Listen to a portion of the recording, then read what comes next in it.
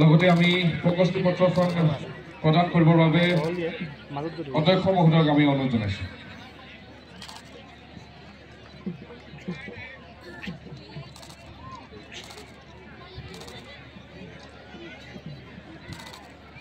আৰু লগতে আমি লগত চেক এখন প্ৰদান কৰিব বিচাৰিছোঁ আৰু এই চেক প্ৰদান কৰিবৰ বাবে অধ্যক্ষ মহোদয়ক অনুৰোধ জনাইছোঁ।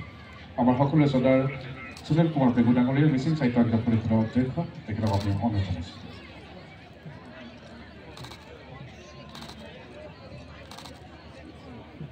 ল'বৰ বাবে অনুৰোধ জনাইছোঁ।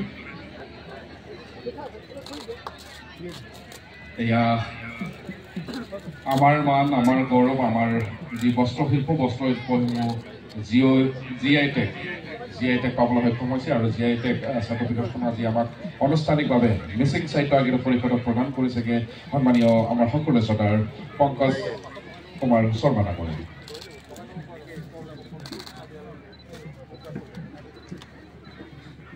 এটা জোৰদাৰ হাত চাপৰি হ'ব লাগে সকলোৰে পৰা। এয়া আমাৰ বাবে গৌৰৱৰ বিষয় আৰু আমাৰ গৌৰৱৰ বিষয় আজি এই শুভ ক্ষণত শুভ মুহূৰ্তত পুনৰবাৰ আমি গৌৰৱান্বিত হৈছোঁ যে আমাৰ বস্ত্ৰশিল্পসমূহ যেনে GI টেগ পাবলৈ সক্ষম হৈছে আৰু চমুকৈ এই বিষয়ত চমুকৈ আমি ক'বৰ বাবে সন্মানীয় পংকজ শৰ্মা ডাঙৰীয়াক চমুকৈ আহ্বান দিবৰ বাবে মই অনুৰোধ জনাইছোঁ। ধন্যবাদ। বিশেষভাৱে মই কৃতজ্ঞতা জ্ঞাপন কৰিছোঁ আমাৰ মিচিং অট'নমাছ কাউন্সিলৰ বিষয়ববীয়া সমূহ মিচিং জাতীয় সংগঠন আৰু বিভিন্ন স্থানৰ পৰা অহা শিল্পীসকল, আত্মসহায়ক গোটৰ সদস্যসকল। আজি যি মিচিং জনগোষ্ঠীয়ে GI টেগ লাভ কৰি পেলাই বিশ্বজয়ী পথলৈ আগবঢ়াৰ পথ মুকলি হ'ল, এয়া মোৰ বাবে সম্ভৱ হোৱা নাই।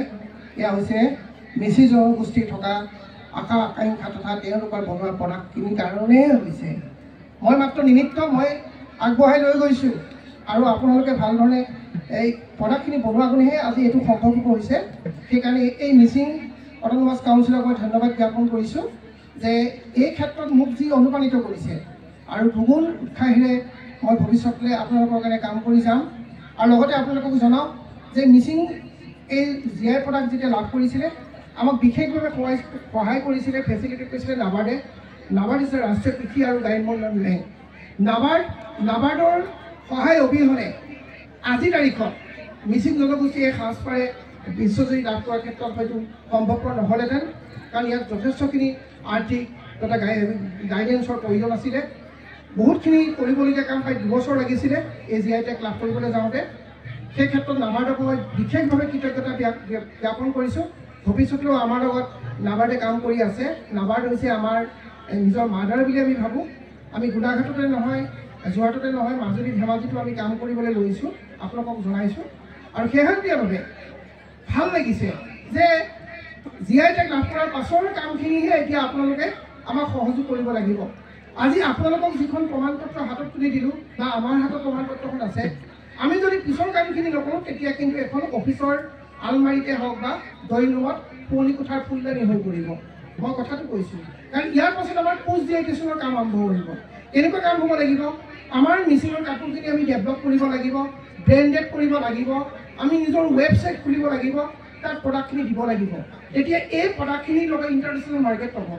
অতি সুন্দৰ প্ৰডাক্ট। মই সৰুৰ পৰা মিচিং জনগোষ্ঠীৰ লগতে কাম কৰি আছোঁ। অকল কাপোৰতে নহয়, ফুড প্ৰচেছিঙৰ পৰা আৰম্ভ কৰি বিভিন্ন গোটক প্ৰশিক্ষণ দি স্বাৱলম্বী কৰিছোঁ। শেহতীয়াভাৱে আপোনালোকে শুনি পেলাই ভাল পাব, আজি কিছুদিন আগতে অষ্ট্ৰেলিয়া ফেষ্টিভেল হৈছিলে। অসমৰ 25জন মানুহ মই পঠিয়াইছিলোঁ দিল্লীত, আৰু তাৰে 17গৰাকী মানুহ আছিলে মিচিং জনগোষ্ঠীয় মানুহ। তেওঁলোকে এই মিচিং কাপোৰ লৈ গৈছিলে। নৰেন্দ্ৰ মোদীয়েও সেইখিনি কাপোৰ চাইছিলে বুলি মই গম পাওঁ। আৰু ৰিচেণ্টলি আৰু এখন মেলাত 2গৰাকী মানুহ মই পঠিয়াইছিলোঁ। এগৰাকী ধেমাজিৰ পৰা গৈছিলে, ববিতা বেগু। তেওঁ অকল মিচিঙৰ প্ৰডাক্ট লৈ গৈছিলে GI ফেষ্টিভেলত। গতিকে এই প্ৰডাক্টখিনি যথেষ্টখিনি সুনাম কঢ়িয়াই আনিছে।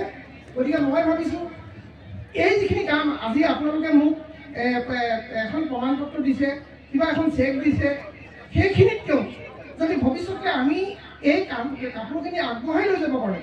আৰু ইয়াৰ পাছৰ পৰ্যন্ত কিন্তু অকলে কৰা সম্ভৱপৰ নহয়। মিচিং প্ৰতিটো জাতীয় সংগঠনৰ সহযোগ লাগিব। TMBK হওক বা MNK হওক আৰু অট'নমাছ কাউন্সিলে প্ৰতি মুহূৰ্তত লাগিব। মই আপোনালোকক বিনম্ৰভাৱে অনুৰোধ জনাইছোঁ, আপোনালোকে যেতিয়াই মাতে তেতিয়াই পাম। ইয়াৰ পাছতে আমি ইউজাৰ ৰেজিষ্ট্ৰেশ্যন কৰাব লাগিব প্ৰতিগৰাকী মিচিং শিপিনীক ভাৰত চৰকাৰে জিআই অথৰিটিত আমি ৰেজিষ্ট্ৰেশ্যন কৰিবৰ কাৰণে লওঁ আমি ভাবিছোঁ কমেও 50,000 শিপিনীক 2025 চনৰ ভিতৰত আমি পঞ্জীভূতন কৰোঁ আপোনালোকে সহায় কৰক মাত্ৰ প্ৰতিগৰাকী শিপিনীক আমি ডাইভাৰ্চিফাইড প্ৰডাক্টৰ কাৰণে প্ৰশিক্ষণৰ এটা প্ৰশিক্ষণ আয়োজন কৰোঁ সেইটো প্ৰথম মই ৰিকুৱেষ্ট কৰিছোঁ তাৰ পাছতে হ'ল কি যে আপোনালোকৰ যিখিনি সংস্কৃতি আছে মই ইতিমধ্যে আপোনালোকক জনাওঁ